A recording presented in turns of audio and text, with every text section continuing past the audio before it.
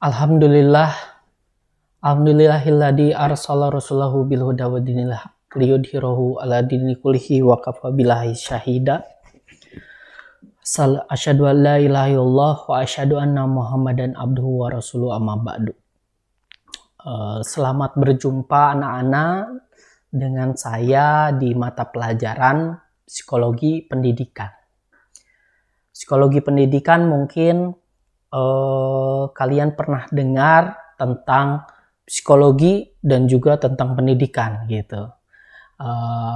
Sangat familiar lah, sering kita mendengarnya. Tapi pada saat ini kita akan mengulas dan membahas pengantar mengenai apa itu psikologi, apa itu pendidikan, dan bagaimana psikologi pendidikan itu gitu, dan kenapa kita harus belajar psikologi pendidikan di Mu'alimin gitu ya, karena psikologi pendidikan ini biasanya dipelajari di S1 sebagai dasar-dasar pengetahuan mengenai kegiatan belajar mengajar di Fakultas Pendidikan biasanya. Namun ini dikenalkan di Mu'alimin ialah sebagai dasar untuk memahami bagaimana kegiatan pendidikan dilaksanakan, karena kalian sebagai mu'alimin nantinya akan belajar tentang bagaimana belajar mengajar nantinya di kelas 2, dan psikologi pendidikan ini dipelajari untuk memahami bagaimana karakter peserta didik, lalu bagaimana proses belajar mengajar berlangsung, lalu kemudian bagaimana cara menyampaikan materi dengan dengan menurut karakteristik yang dimiliki oleh masing-masing. Di Mu'alimin ini nantinya kalian akan dibentuk untuk memiliki kapasitas atau memiliki kompetensi mengajar nantinya di ibtidaiyah ataupun di diniyah gitu ya, atau tidak menutup kemungkinan di sanawiyah maupun di TK gitu ya, namun atau di RA ya. Namun sebelum kalian mempelajari mengenai cara mengajar, teknik mengajar yang nantinya akan dipelajari, psikologi pendidikan ini menjadi dasar, menjadi fondasi untuk memahami bagaimana cara belajar mengajar berlangsung. Itu yang sebagai pengantar yang perlu kita pahami bersama mengenai psikologi pendidikan. Nah, psikologi pendidikan ini adalah ilmu yang terapan dari ilmu psikologi dan juga ilmu pendidikan yang merupakan yang memiliki irisan dari dua ilmu yang berbeda. Psikologi itu ilmu yang berbeda, pendidikan pun adalah ilmu yang berbeda. Nah, inilah yang nantinya kita akan pelajari bagaimana terkait penerapan ilmu psikologi dalam setting atau kegiatan pendidikan. Gitu ya. Sebelumnya di e-learning ataupun yang kemarin di WA telah saya sampaikan mengenai pengenalan mata pelajaran psikologi pendidikan ini ya. Nah, kemudian sekarang kita akan masuk pada materi mengenai definisi psikologi dan definisi pendidikan terlebih dahulu untuk sebagai dasar memahami ilmu psikologi pendidikan ini seperti apa. Pertama, apa itu psikologi? Psikologi itu adalah, sebenarnya kita sering mendengar ya, sering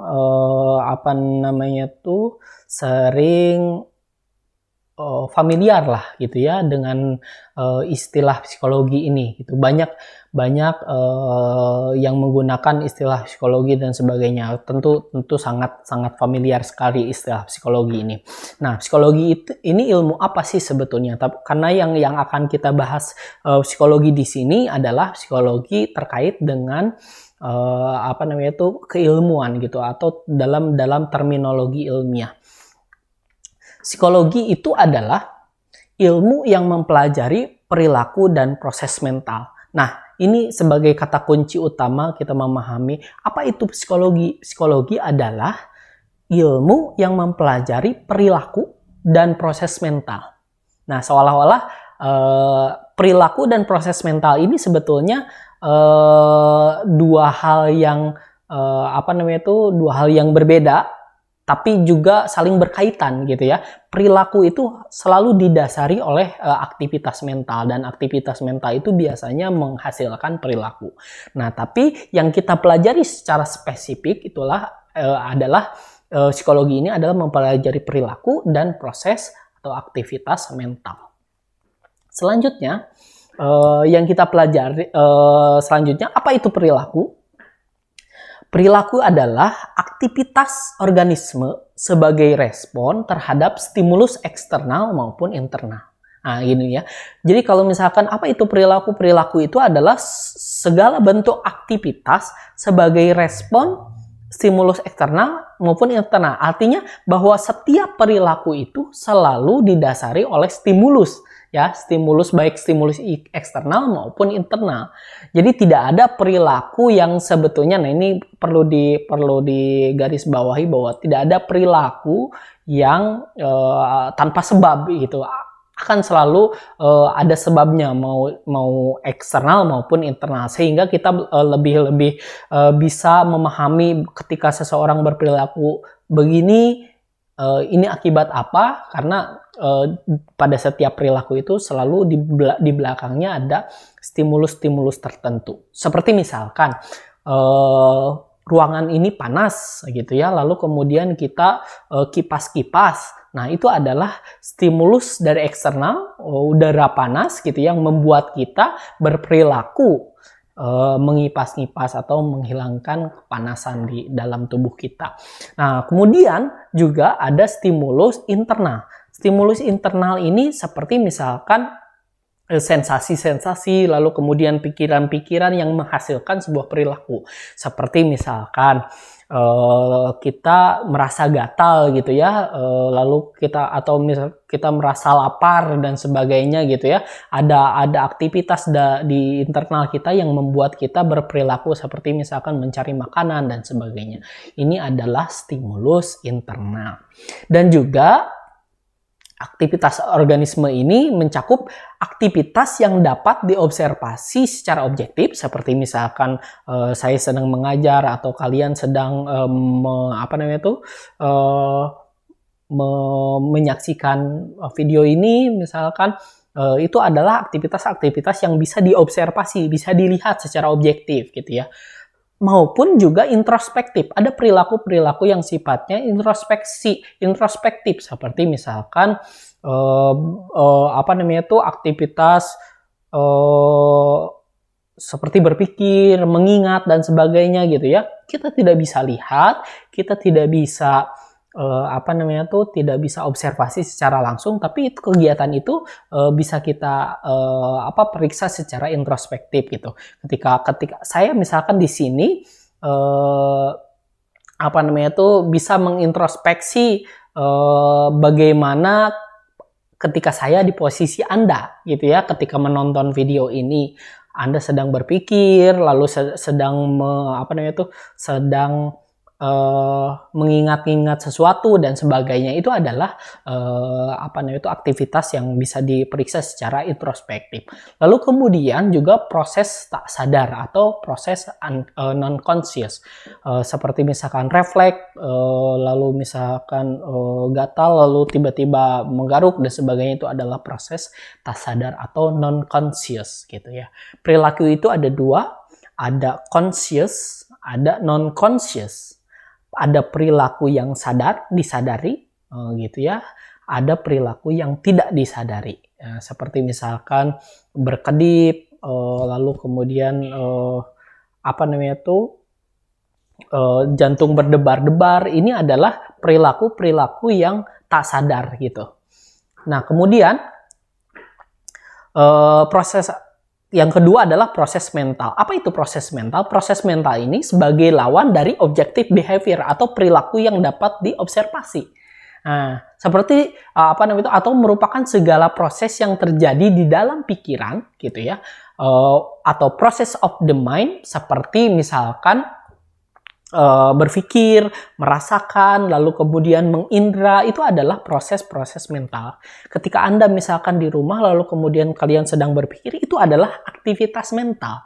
Itu adalah proses mental, dan itulah yang juga kita pelajari dalam psikologi ini. Begitupun ketika anak-anak di kelas belajar dan sebagainya, apa yang terjadi di dalam pikirannya yang tidak bisa kita lihat, itu adalah proses mental, dan itu yang kita akan pelajari.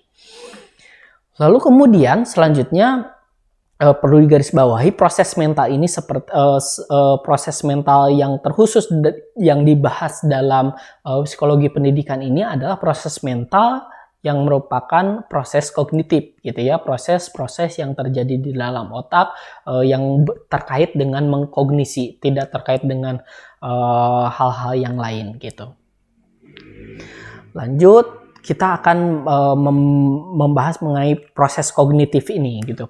Proses kognitif ini apa sih sebetulnya? Pertama, secara definisi, kognitif itu berasal dari kata kognisi gitu ya. Kognisi ini artinya adalah segala bentuk dari mengetahui. Nah, pertama ya, mengetahui, menyadari. Nah, lalu kemudian merasa, memahami, mengingat, menalar, menilai, mempelajari, nah, gitu, mengimajinasi, menyelesaikan masalah di dalam pikiran kita, itu adalah kognisi. Anda misalkan mulai mengingat-ingat ketika Anda mendengar kata psikologi, lalu kemudian mengingat-ingat psikologi itu apa ya. Nah, itu adalah proses kognisi. Atau misalnya 2 tambah secara di dalam pikiran Anda membayangkan 2 tambah 2 sama dengan 4 misalkan, itu adalah proses kognisi, problem solving di dalam kognitif gitu ya. Nah, pokoknya segala bentuk mengetahui, Anda menonton ini lalu memproses, nah itu adalah juga mengkognisi, menyadari dan sebagainya. Merasa juga, memahami sesuatu, Anda tergerak untuk memahami, oh ini tuh maksudnya ini, maksudnya itu gitu ya. Nah, ini adalah kegiatan mengkognisi. Lalu kemudian kognisi ini adalah juga segala sesuatu dari fungsi mental yang diasumsikan terlibat dalam pemrosesan, pemerolehan, penyimpanan, dan interpretasi gitu ya. Segala sesuatu fungsi mental yang terkait dengan itu, dengan interpretasi, manipulasi, transformasi, penggunaan dari pengetahuan gitu ya. Agak belibet ya. Intinya begini, bahwa kognisi ini adalah fungsi mental yang terkait dan terlibat ketika kita memproses pikiran gitu ya, berpikir sesuatu, seperti misalkan mengingat-ingat. Nah, itu ya, itu adalah kognisi gitu. Lalu kemudian menginterpretasikan apa yang Anda lihat di screen ini, lalu kemudian apa yang saya bicarakan, itu juga adalah kognisi gitu ya, proses kognitif atau aktivitas mental. Lalu kemudian juga proses tersebut itu meliputi aktivitas seperti perhatian, persepsi, belajar, penyelesaian masalah, dan lain-lain gitu ya. Seperti misalkan ada sesuatu yang perlu kalian selesaikan, misalkan menyelesaikan masalah tadi yang mudah seperti misalkan matematika gitu ya, penyelesaian masalah matematika. Ada misalkan 2 tambah 2 kali 4 misalkan. Kalian kan mengoperasikan gitu ya, mengoperasikan 2 ditambah 2 atau 2 kali 4 terlebih dahulu. Misalkan 2 kali 4 8 tambah 2 10. Jadi jawabannya 10. Nah, itu kan terjadi manipulasi di dalam otak, manipulasi informasi-informasi 8 dikali 2, lalu kemudian atau 8 ditambah 2 atau dan seterusnya. Nah, itu adalah proses kognitif. Nah, selanjutnya kita akan membahas mengenai proses-proses yang tadi yang kita akan pelajari, itu adalah terkait dengan proses-proses yang ada dalam kegiatan pendidikan gitu ya. Nah, makanya kita perlu tahu dulu pendidikan itu apa sih gitu. Pertama, pendidikan itu adalah segala proses transformasi memindahkan gitu dan memperoleh pengetahuan gitu, segala proses transformasi dan juga pemerolehan pengetahuan, keterampilan, nilai, gitu ya, melalui berbagai metode, praktik, aktivitas yang biasanya dilakukan dalam setting persekolahan. Seperti misalkan saya menyampaikan mengenai materi psikologi pendidikan kepada Anda. Ini adalah transformasi, gitu ya, transformasi. Dan juga ketika Anda mendengarkan lalu kemudian memperoleh sesuatu, nah ini adalah pemerolehan pengetahuan. Nah ini adalah kegiatan pendidikan.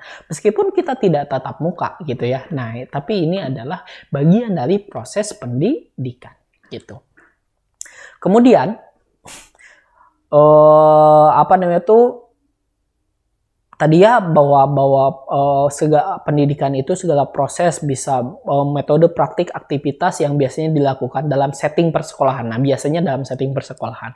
Nah, lalu kemudian ada terminologi lain terkait dengan pendidikan, itu adalah tidak jauh dengan pengajaran gitu ya. Pengajaran itu apa? Pengajaran itu adalah proses transformasi pengetahuan dari sumber belajar. Ya, saya itu misalkan pada saat ini saya sebagai sumber belajarnya atau dari buku yang sumber belajarnya, misalkan terus kemudian saya cerna lalu kemudian saya sampaikan, ini transformasi pengetahuan yang saya tahu kepada Anda, saya sumber belajarnya kepada peserta didik. Itu adalah proses pengajaran. Sesimpel itu sebetulnya, tapi dalam praktiknya itu tidak semudah itu gitu. Nah, lalu kemudian yang perlu kalian pahami juga bahwa pendidikan ini menekankan transformasi nilai. Nah, pendidikan menekankan transformasi nilai yang multi arah. Jadi kalau kita berbicara pendidikan, bukan hanya transformasi pengetahuan. Ketika saya beritahu, Anda tahu, tidak sebatas itu. Kalau kita berbicara pendidikan adalah menekankan juga transformasi nilai, value, transformasi keteladanan dan sebagainya, misalkan gitu ya.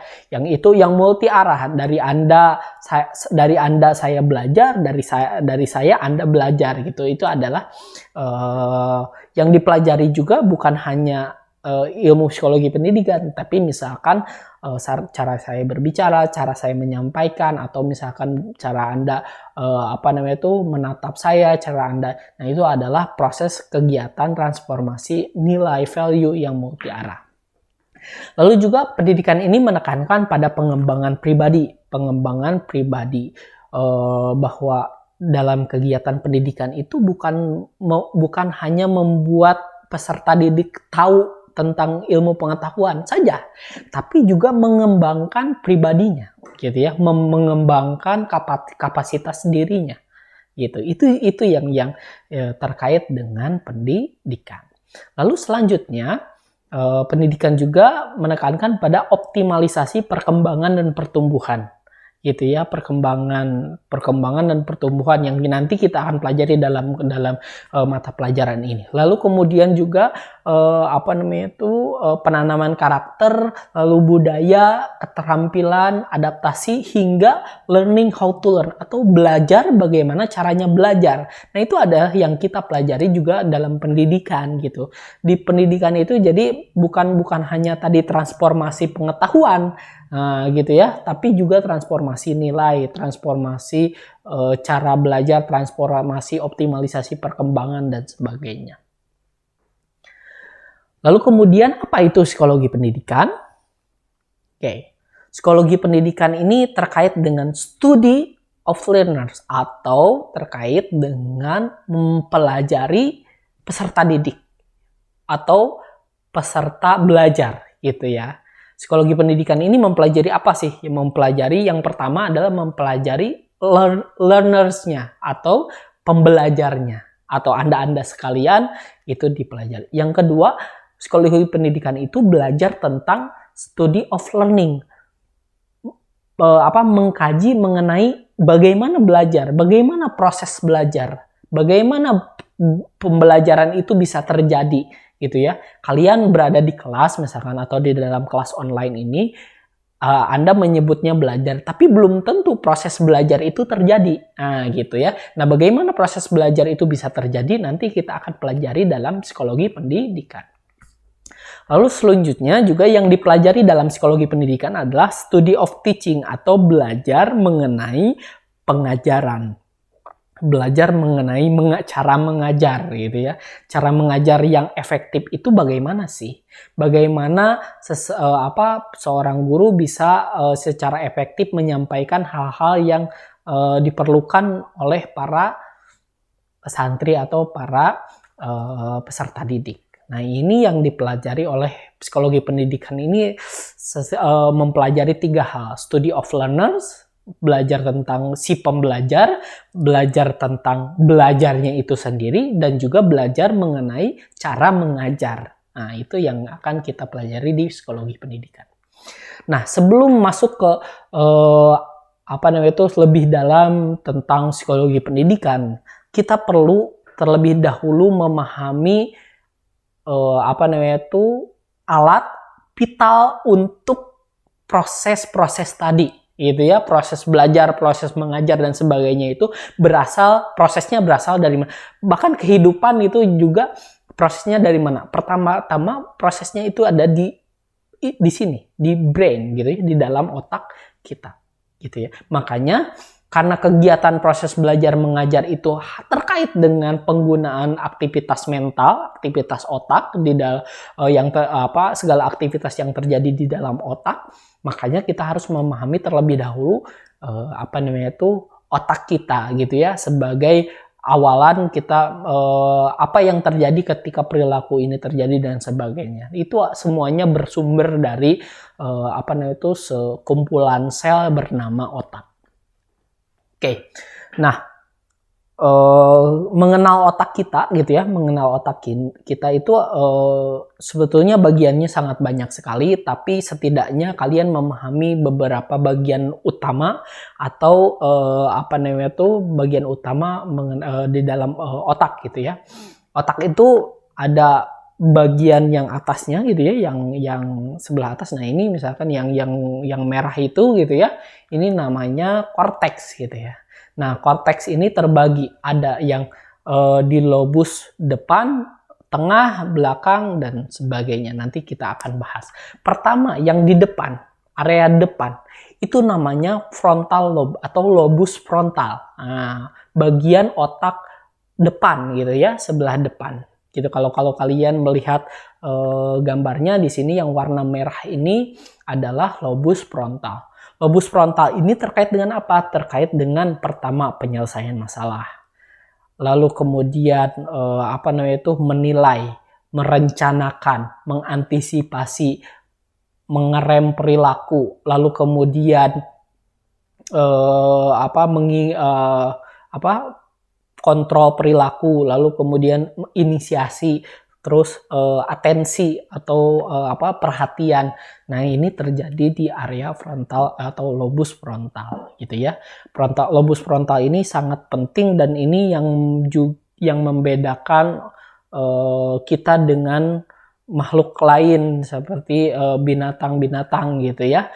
Karena lobus frontal ini yang berperan penting dalam kita berpikir dan sebagainya.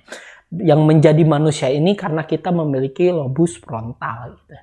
Nah, kemudian yang tengah itu area sini gitu ya, area warna kuning ini disebut sebagai lobus parietal. Lobus parietal ini apa?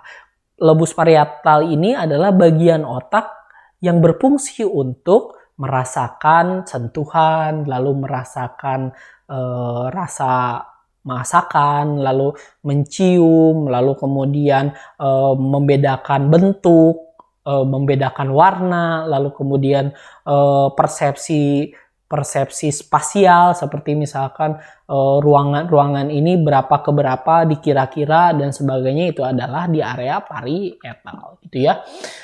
Nah juga kalkulasi matematis gitu ya. Kalkulasi matematis 2 tambah 2 sama dengan pengoperasian 2 tambah 2 sama dengan 4 itu terjadi di area parietal gitu ya. Atau bisa melihat bahwa yang ini lebih banyak, yang ini lebih sedikit, yang ini lebih besar, dan ini lebih kecil. Nah ini adalah di area parietal. Kemudian ada juga bagian belakang, waktu belakang di belakang otak kita.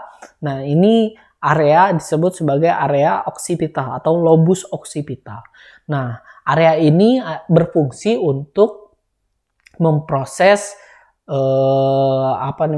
hal-hal yang sifatnya visual. Ketika Anda melihat video ini, pertama-tama itu diproses oleh area oksipital dulu gitu ya, melihat warna baju saya warna merah misalkan, lalu kemudian ini warna nah itu pertama-tama di area oksipital atau hal-hal yang terkait dengan visual, menginterpretasi secara visual itu juga di area oksipital. Nah lalu kemudian ada area yang sebelah pinggir gitu ya, kiri kanan gitu ya, dekat telinga, itu adalah area temporal atau lobus temporal. Lobus temporal ini berfungsi untuk memahami bahasa gitu ya, lalu kemudian mengorganisasi dan mengurutkan gitu ya, lalu kemudian mengingat-ingat informasi itu di bagian temporal ini ya, lobus temporal. Lalu kemudian mengingat, lalu kemudian menyadari suara musik gitu ya, dan merasakan gitu, dan juga terkait dengan emosi-emosi kita itu ada di area temporal, meskipun yang diprosesnya di area di dalamnya gitu ya. Lalu kemudian ada area cerebellum gitu ya. Cerebellum ini terkait dengan koordinasi pergerakan-pergerakan. Nanti saya bergerak seperti ini, seperti seolah-olah tidak disadari. Nah ini juga dikendalikan oleh cerebellum sebetulnya gitu. Kemudian saya berlari, saya meloncat dan sebagainya itu oleh cerebellum. Dan kemudian juga kita menyeimbangkan badan gitu. Nah ini juga terkait dengan cerebellum. Kemudian juga ada brainstem atau ada batang otak lah gitu ya, batang otak. Batang otak ini terkait dengan hal-hal yang sifatnya refleks, lalu kemudian perilaku ketika misalkan pegang sesuatu lalu panas lalu kita refleks menghindar. Nah ini juga di area brainstem. Lalu bernapas, lalu kemudian detak jantung dan sebagainya, ini dikendalikan oleh brainstem ini atau batang otak ini. Nah inilah bagian-bagian otak yang perlu kita tahu ya fungsi-fungsinya gitu. Lalu selanjutnya di dalam otak ini gitu ya. Ini otak-otak di dalam otak ini itu penuh dengan sel yang bernama sel neuron. Nah gitu ya. Jadi otak itu adalah sekumpulan sel yang bernama sel neuron gitu ya. So, sel neuron ini ada bagiannya, ada bagian dendrit, ada bagian nukleus, ada bagian somanya, ada badannya, ada inti selnya, ada kaki-kakinya gitu ya berupa dendrit. Lalu kemudian ada mielin gitu ya, ada akson gitu yang dilapisi oleh mielin. Dan juga ada akson, terminal akson gitu ya. Nah ini fungsi-fungsinya itu pertama bahwa inti sel ini bertugas untuk melepaskan neurotransmitter gitu, lalu kemudian ditransfer ke area akson, lalu dari akson terminal disambungkan ke neuron-neuron lain yang saling berhubungan gitu. Nah, di sini juga ada hubungan antar akson dengan dendrit yang lain gitu ya. gitu. Jadi kan ada ketika misalkan kita berpikir ada neurotransmitter yang dilepaskan gitu ya, neurotransmitter yang dilepaskan dari inti sel itu, lalu kemudian disalurkan ke area akson, dari akson ke dendrit yang lain atau ke sel yang lain gitu ya. Nah, neurotransmitter dari dendrit ini disalurkan ke area akson, dan dari akson itu juga disampaikan ke dendrit yang lain sebagai penerima gitu ya. Jadi di dalam otak kita itu banyak sekali neuron, dan neuron itu saling terhubung, dan hubungannya itu antara akson dan dendrit gitu ya. Nah, ketika kita berpikir ada neurotransmitter itu dilepaskan gitu ya melalui akson terminal itu, dan disampaikan ke dendrit yang lain. Nah, proses menyampaikan neurotransmitter dari akson ke dendrit ini disebut sebagai sinaps gitu ya. Sinaps ini adalah hubungan antar satu neuron dengan neuron lain dalam mentransmisikan neurotransmitter. Nah, jadi ini ada fakta yang mengejutkan di dalam otak kita gitu ya. Sebetulnya otak kita itu ada 86 rata-rata ada 86 miliar sel neuron. Artinya otak kita ini kapasitasnya sangat-sangat besar sekali gitu ya. Dan left hemisphere atau hemisfer kiri atau otak otak kiri gitu ya, 186 juta lebih banyak gitu ya, lebih banyak daripada yang kanan gitu ya. Jadi otak kiri ini kita lebih banyak gunakan, sehingga jumlahnya lebih banyak daripada yang kiri. Dan impuls gitu ya, suatu kegiatan mentransformasikan atau menyalurkan informasi satu neuron ke neuron lain itu kecepatannya itu adalah 400 km per jam. Nah, gitu ya.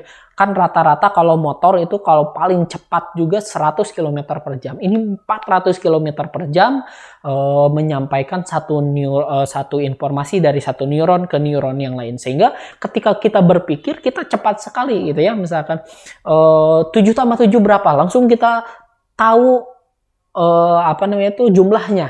Nah, secepat itu proses. Padahal 7 ditambah 7 itu ada banyak informasi. Pertama, simbol 7.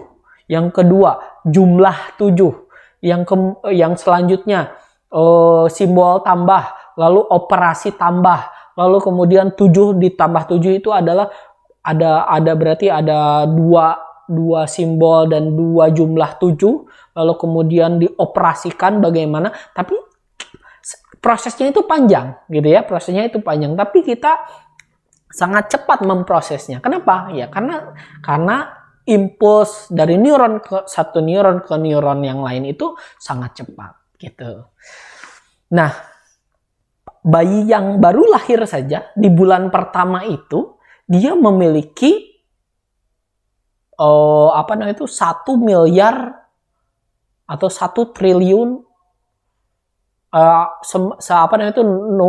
sinapsnya gitu ya, atau hubungan dari satu neuron dengan neuron yang lainnya itu hampir 50 triliun hingga 1 pangkat berapa nol gitu ya, 50 triliun kuadriliun lah gitu ya. Jadi hubungan satu neuron dengan neuron lain pada bulan pertama bayi saja itu hampir lebih dari 50 triliun gitu kegiatan berpikirnya. Apalagi kita yang sudah dewasa dan sudah banyak informasi yang kita masukkan. Satu informasi mengenai misalkan benda ini saja gitu ya, cukup 1 neuron gitu ya, untuk menyimpan informasi ini. Seperti kan benda ini juga kan ada warna abu, itu satu informasi. Warna putih itu satu informasi. Lalu kemudian konturnya satu informasi, lalu kemudian keras atau lembek itu satu informasi, fungsinya apa, isinya apa dan sebagainya, itu adalah beberapa informasi yang tersimpan di dalam otak kita, di dalam cuma satu neuron juga sudah cukup gitu. Nah, informasi ini kemudian ketika Anda melihat ini lalu kemudian Anda terpikir, itu artinya informasi ini disampaikan ke neuron yang lain untuk disatukan, diintegrasikan bahwa ini tuh penggunaannya untuk apa dan sebagainya. Nah, itu adalah yang terjadi di dalam otak kita. Nah, kita bahas sinaps tadi ya. Sinaps itu suatu aktivitas otak atau terutama di sel neuron di mana neurotransmitter dilepaskan dan diterima dari akson terminal ke dendrit gitu ya. Jadi ketika si akson ini melepaskan neurotransmitter ke sel yang lain, itu terjadi sinaps. Nah, sinaps ini adalah bentuk integrasi dari satu informasi ke informasi yang lain dan yang menjadi informasi yang menyeluruh gitu ya. Seperti tadi saya ilustrasikan, satu benda saja bukan satu informasi, tapi banyak informasi di dalam satu benda ini. Nah, kegiatan untuk menyatukan informasi-informasi ini perlu ada hubungan antara satu neuron dengan neuron lain yang menghasilkan satu pengertian tertentu gitu ya. Mencerna informasi ini saja bisa banyak neuron sebetulnya gitu, meskipun informasinya di dalam satu neuron yang berbeda gitu ya. Dan itu terjadi apalagi ketika kita berpikir, itu sangat cepat sekali dan sangat banyak sekali prosesnya. Kemudian kita lihat di sini bagaimana ilustrasi ketika otak kita mencerna sesuatu. Misalkan ketika kita mencerna visual. Nah, ada area-area warna merah. Nah, itu adalah area-area warna ketika kita melihat. Nah, area-area itulah yang aktif. Sekumpulan sel neuron di area itu yang aktif ketika kita melihat sesuatu. Dan ketika kita melihat sebuah wajah gitu ya, sebuah wajah diprosesnya di tempat yang berbeda, gitu ya. Satu di area oksipital tadi, area belakang ini, lalu kemudian di area-area yang lain, di tengah, di area parietal dan area frontal juga, gitu ya. Ketika kita mengingat sebuah atau melihat sebuah tempat, sebuah objek rumah misalkan, nah ada bagian-bagian tertentu yang aktif itu warna kuning dan sebagainya. Ketika melihat objek bagiannya itu berbeda-beda gitu ya, berbeda-beda. Ketika kita mencerna informasi tertentu itu berkaitan dengan banyak neuron yang digunakan.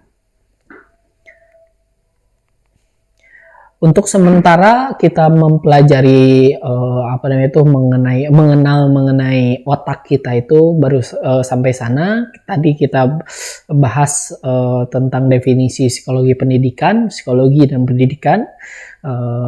Pertama kita resume ulang bahwa psikologi itu adalah ilmu yang mempelajari perilaku dan proses mental. Yang kedua, pendidikan adalah sebuah transformasi yang menekankan transformasi pengetahuan yang terkait dengan mentransformasi dan pemerolehan pengetahuan, nilai, optimalisasi perkembangan dan hal-hal yang lain gitu ya. Dan psikologi pendidikan adalah ilmu kajian studi yang mempelajari mengenai pembelajar, belajar dan proses mengajar. Nah, itu adalah kata kunci mengenai apa itu psikologi pendidikan. Dan kemudian juga kegiatan-kegiatan ini belajar, si pembelajar memproses pelajaran, lalu proses mengajar, bagaimana pembelajar memproses pengajaran dari guru dan sebagainya, itu diproses di area otak kita. Area otak mana yang terjadi itu macam-macam. Ada di area frontal, ada area parietal, ada area occipital, dan ada area temporal, dan juga di area-area lain. Lebih lanjut kita akan bahas lebih dalam mengenai bagaimana proses kita mencerna informasi. Karena kan ketika proses belajar mengajar itu kegiatan utamanya adalah memproses informasi. Seperti misalkan Anda memproses apa yang saya katakan dalam keseluruhan video ini adalah proses mencerna informasi. Bagaimana kegiatan itu terjadi? Nanti kita akan bahas di pertemuan selanjutnya. Sekian saja yang bisa saya sampaikan. Mudah-mudahan kalian bisa pahami. Kalau tidak pahami, kalian bisa baca handouts-nya di e-learning. Terima kasih. Assalamualaikum warahmatullahi wabarakatuh.